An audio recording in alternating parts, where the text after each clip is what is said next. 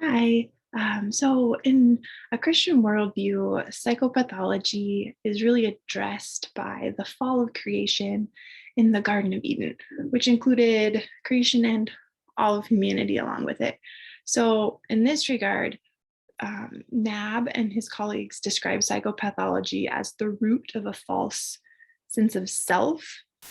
And within this false sense of self, he and his colleagues describe how it can kind of manifest differently through faulty internal models of relationships, maybe a negative core schema, or even like a fusion of the self narrative that distracts a person from knowing their true identity and worth. So, within this Christian worldview, the ultimate way for a person to correct this false sense of self is through knowing one's true self in relationship with God through Jesus.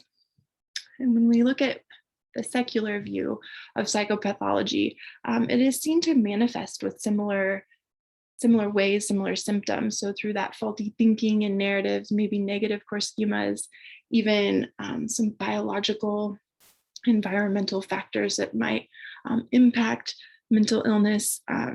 So it's looked at similarly, but the way for healing is different. Whereas in secular worldview, the focus is more on the client and their self-interest than this transcendent notion of a relationship with God. So while the Christian worldview sees psychopathology as a result of the fall, it's important to note that this Christian worldview doesn't discredit that psychopathology can also have biological, genetic factors that come into play with the psychological disorders, just as other conditions such as cancer and other diseases that have impacted humanity because of the fall. Mental illness also does that as well.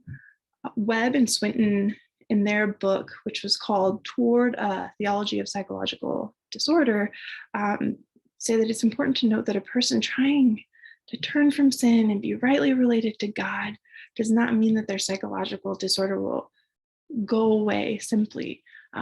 This is where a Christian worldview can be used in combination with the science behind mental health as really integrative model for clients experiencing psychological disorders. So in the past, the church has kind of discredited mental illness and maybe any genetic or biological impact that was causing it. However, more recently, with increased education and awareness, much of the church has begun to develop an integrated understanding of the impacts and the causes of psychological disorders. In the Bible, we see that Jesus has compassion on people who were pushed to the margins of society because of illnesses, both physical, mental, spiritual, and he, instead of judgment, offers them hope and healing. So Jesus didn't define that person by this abnormality or this mental illness, the psychological disorders. He didn't say that that was part of who they are.